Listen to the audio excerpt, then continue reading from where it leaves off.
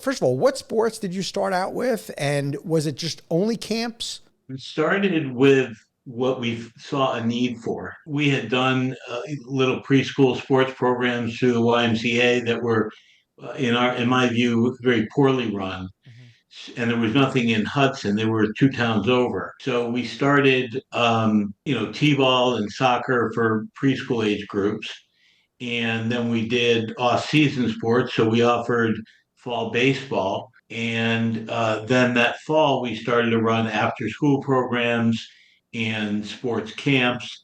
Camps are a huge part of the business, but we really try and focus on the mission at all times to really impact the lives of kids through sports. And I've always said that if we focus on what's good for kids, it'll wind up being good for our business, and that wound up being the case.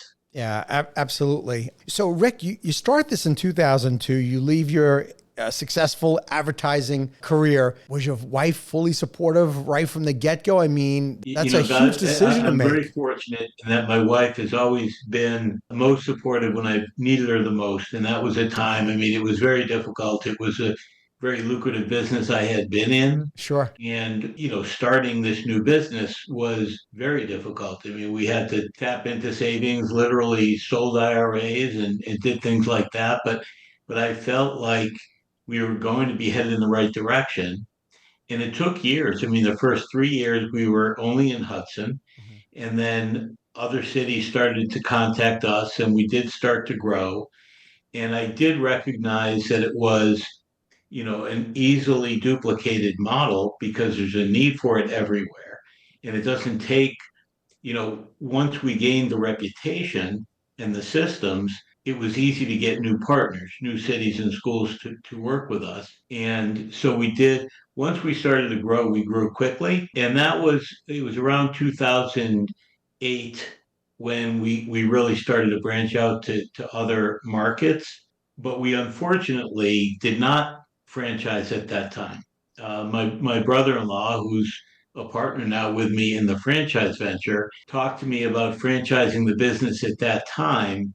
And unfortunately, the consultants that I went to originally were, it did not seem like we could franchise the business and further the mission at the same time.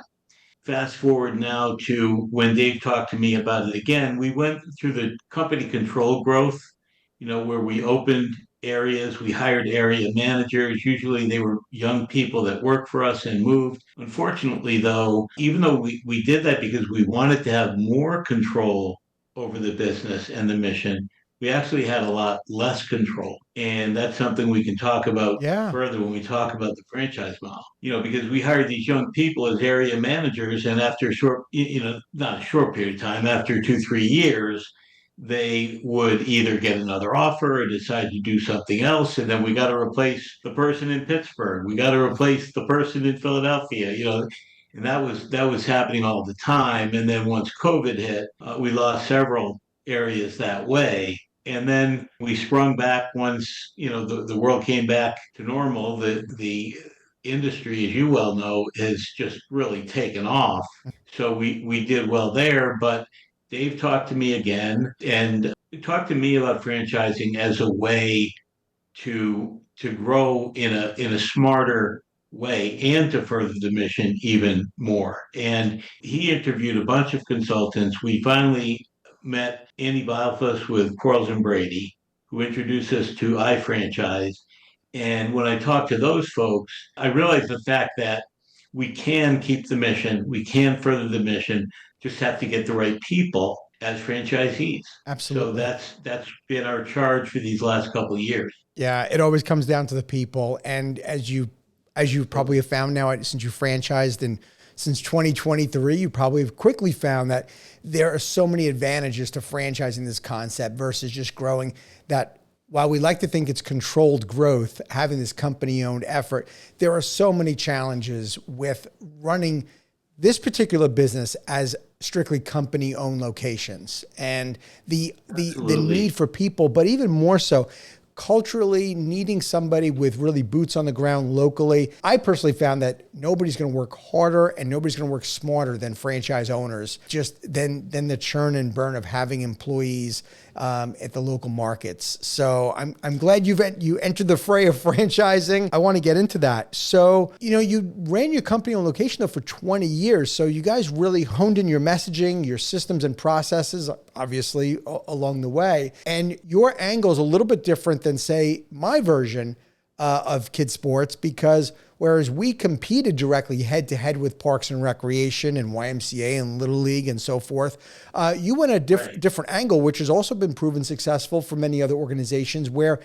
by partnering up with these Parks and Recreation departments, we found since, gosh, you can go back to the 90s, at least that's as far back as I go in running kids sports programs, whereas there was always been budget cuts. And the first thing to go is the Parks and Recreation staffing and the ability for them to run programs. So you found your angle of being able to partner up with these Parks and Rec departments.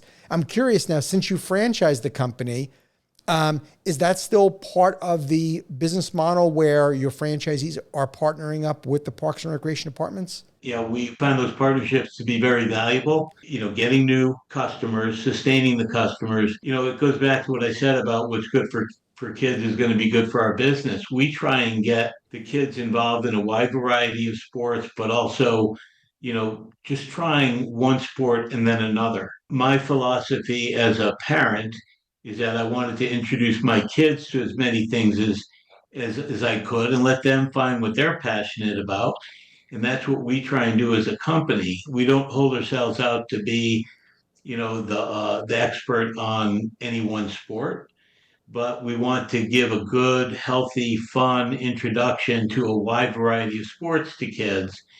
And at summer camp, we want them to really grow as people. We like to give them kind of a taste of life at our sports programs to learn, to develop character and to learn life lessons that they don't necessarily learn outside the classroom. Absolutely. Now that we're up to the franchising part of the history here, I'm curious, has Jumpstart Sports evolved beyond camps, or is your core camps and like child development programs primarily? Are you doing leagues as well? We do leagues, yes, we do. A lot of preschool leagues, introductory sports programs, so that we work year round, so that we do have 6-week programs where kids, learn how to play soccer when they're 3, 4, 5 years old, and then they try baseball and but yeah, we do have leagues, introductory sports programs, after school programs, and the sports camps. Nice. All right. So to bring everybody up to speed, you officially launched your franchise in 2023, right in the spring. And since that time, you've got 10 franchises open. You're in 6 states, right? Ohio, Pennsylvania, New Jersey, Maryland, North Carolina, and now you're in Texas as well. We are we have a new franchise that we signed last week that we're very excited about, and we're really excited about all the people that we have in place at these franchises. Some of them were conversions, like Philadelphia was, Maryland was, Pittsburgh was, but we were fortunate to find the right people in each of those markets. We were looking for specific kinds of people. The Stackhouse family in Philadelphia was the first one, and Andy Stackhouse is a young man about my age, and then his son, who's in his 30s, who is terrific, and they have connections all over the city. Andy literally has 35 nieces and nephews, all of whom Oh are my involved gosh. in sports. So he's got a great base of coaches there. In Maryland, John Henderson is a young man who was working for us as a camp director, and he's a teacher.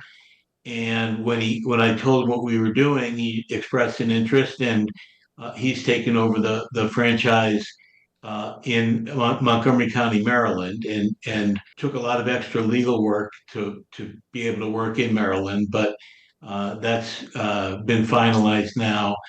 And in Pittsburgh, we found, Pittsburgh was one of those places where we constantly had area managers in and out. We had a young woman come in. She was amazing, did a great job. She got hired by the city of Pittsburgh, so we lost her. then kept trying to replace her. So finally, Tyle Prince and his soon to be wife, Daphne Chavez, were actually parents in one of our classes. And he's a real sharp salesperson, and she's in HR, and they're a perfect team to take over our franchise there. And they've done an amazing job of rebuilding a lot of partnerships that we had there and reestablishing a substantial business there. So all of those conversions have been very successful. And then we have a father-son combination in Arizona who used to live in Hudson. And Bob Moyer, when he heard I was franchising the business, he was, hey, we're in Arizona. We'd love to do it here. And that's worked out well. And then Patricio and Tony Castro are a couple brothers in the Dallas area, just fantastic people who reached out to us, that was last fall, and it's a very long process, the whole sales process. I'm used to in advertising, it was always quick sales, Right, right. relatively. But when you think about it, when you're talking to somebody about buying a franchise, it's so much more significant than even a house Oh, yeah. because you're talking to them about their whole future in their life and what they're going to do with their business going forward. Thank you for tuning into the Emerging Franchise Brands podcast. For additional insights, guest applications, and to stay connected, visit us at efbpodcast.com. The Emerging Franchise Brands podcast is for entertainment purposes only, and the views expressed do not necessarily represent those of Emerging Franchise Brands, its host Frank Fumey, or Emerging Franchise Group, LLC. Any discussed franchise or investment opportunity requires thorough investigation, obtaining proper disclosure documents, and expert consultation before making any investment decisions. The podcast and its host do not offer professional advice or endorsements, and they hold no responsibility for actions, representations, accuracy, or consequential damages related to the podcast content.